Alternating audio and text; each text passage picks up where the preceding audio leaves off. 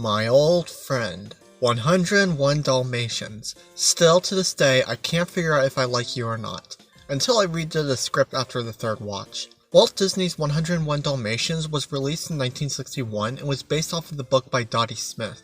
Because of the box office flop Sleeping Beauty received, Disney was an inch away from closing down the animation studio and focusing primarily on their live-action movies and theme parks, which is why this was the first to use photocopying technology and to have the iconic scratchy hard outline look, until production began for The Rescuers.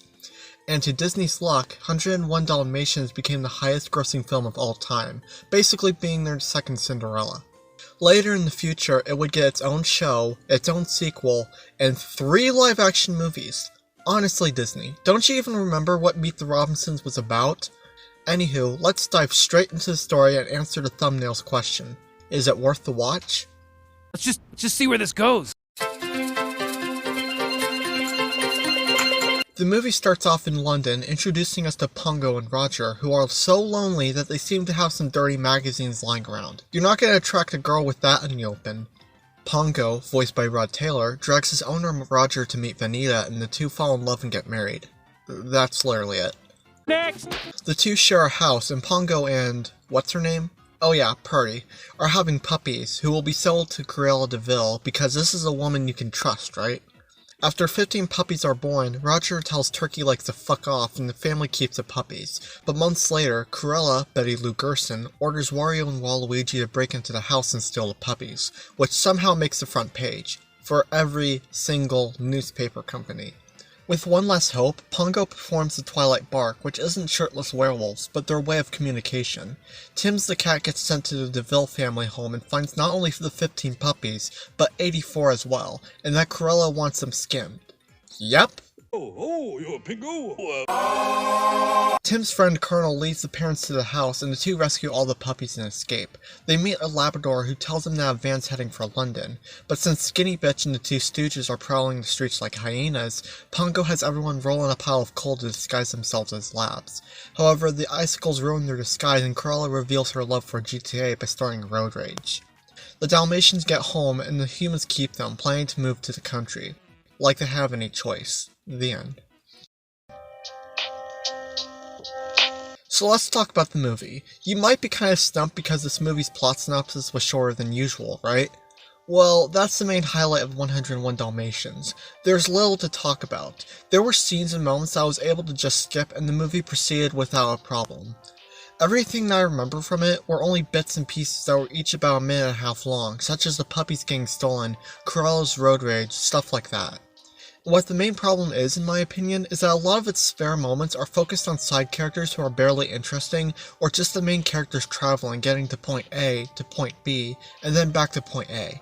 We spend about 2 to 3 minutes with Colonel trying to crack the Twilight House message, which is really slow and dull, including 2 television programs that aren't really that interesting. I could excuse What's My Crime since it pretty much gives off anxiety for Tims and the audience as he's trying to get all 99 puppies out.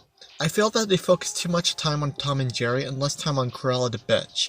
All these two idiots do is act as the movie's punching bag, complain on weather conditions, and push aside theories that the dogs did this or that to avoid detection, and then say, dogs aren't that smart, when the dogs are literally right there, doing exactly what they were speculating. I'm not kidding! This happens twice!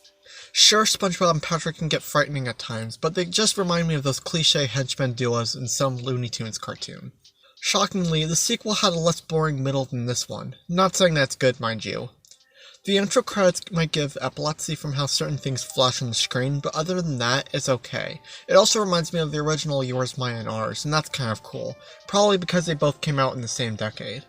The movie has a lot of puppies, yet despite naming 15 of them, the movie focuses on 2. Rolly does nothing but being fat-shamed, and Lucky is always either left behind or the one in great peril, kind of like that white kitten from Aristocats.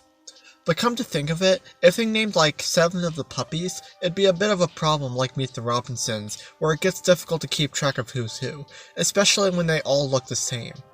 And that's pretty much everything regarding negatives, which is surprising how little they are, yet how much of a big impact they have on the rating. But since I touch about half of what the movie has, the rest of it should be good, right? You are correct, sir! The best and most iconic part of the movie is Corella herself. It's now obvious of why she's within everyone's favorite top 10 villains. She's absolutely terrifying, from her yelling to how she drives, and how she slapped these two. Corella's design makes her both beautiful and ugly at the same time. Under this baggy 101 layers of fur is a skinny, frail woman with a bad temper. They did an ingenious job to reflect her personality as the devil's offspring. From the red under her coat, her car transforming into a Hot Wheels toy, and her coat falling over her shoulders when she's angry, showing the short-tempered bitch hiding behind the disguise. The devil phone even changes and reflects Corella's moods. Roger, you are a fool!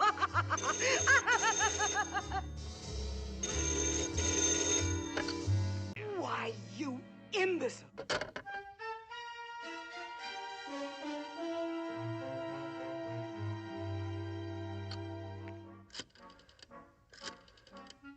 See? You see? Well, you don't see it? I also like it how Corella gets away with her crime, yet doesn't at the same time. She didn't get caught, but she lost everything because of her actions. Betty Lou Gerson did a fantastic job with her delivery, making Corella feel like a deranged psychopath. Would you actually believe me if I told you that she narrated the beginning of Cinderella? I'm not kidding. You could only tell they're the same person when Corella's reading the newspaper. There's also only one thing that I notice that kind of ruins the reason of her existence. While I do find her driving entertaining, I can't help but feel that Corella is supposed to be a middle finger to women drivers, given how the first Disney female driver is portrayed. Then again, Ren and Stimpy aren't exactly butterflies behind the wheel either, but the movie even calls Corella a woman driver. What in thunder you trying to do, crazy woman driver? Getting onto the subject, the climax is the best part, and it's probably the best Disney car chase so far. I love how scary and entertaining Corella is. I like it when Purdy saves Lucky instead of the male character doing it, and I love it when Dumb and Dumber crash into Corella, which honestly looks painful. And then it ends with Corella's echoing cries as Luigi tells her to shut the fuck up, and it's so great! And this ending would have been ruined if they went with the song they had planned where all the puppies sing "Sweet Victory" and drive off. Disney, you did the right thing leaving it out. And the beginning of the movie is great, from Corella's introduction to the puppies being born and Roger and Anita meeting each other for the first time, both of whom are endearing characters. The scene where the puppies get stolen tugs my heart so badly, especially when Nanny is outside. Along with the score, Martha Wentworth's voice acting frickin' sold it. Pungo and Purdy are a surprisingly good couple, and I love it that Purdy gets to do more heroic stuff despite people's views towards females at the time, and I really like Tim's, he's a pure hero. Unlike the amount of Dalmatians in this movie, we only get a couple of songs. 2 in mine, actually. Wait, didn't I already do that joke? So far, it's the movie with the fewest until we get to, I don't know, Raya and the Last Dragon. As always, I'll be ranking them from worst to best. It actually wasn't hard. Second place, Dalmatian Plantation. While it's a very good sounding song and a nice ending to the movie, we don't get to hear all of it, and the movie cuts it right as it's ready to pick up. First place, Cruella de Vil. I have some mixed opinions about this song, and it's mainly because Roger created it to begin with. First off, writing a song about how horrible and inhumane someone is distasteful, and he didn't think that this could risk him getting sued by Corella. But other than that, this song is a jam. I had it stuck in my head all night after watching this, and it wasn't good for my sleep. It reminds me of the Grinch song, and I love how the music plays over Corella's introduction as if it's her theme. Which, honestly, it pretty much is. Let her in, Nanny. Boom, baby! So that was my 101 Dalmatians review. To answer the question in the thumbnail, is it worth the watch? Of course! Because despite the slow middle, it at least pays off with a climax. You'll enjoy the humans and dogs, Corella will more than likely be the most memorable part of the movie for you, and you might like Tweedledee and Tweedledum. It was honestly better than what I remembered, and with that said, I give the 1961 101 Dalmatians movie a 7 out of 10. It's a pretty likable movie, and I suggest that you give it a watch if you haven't.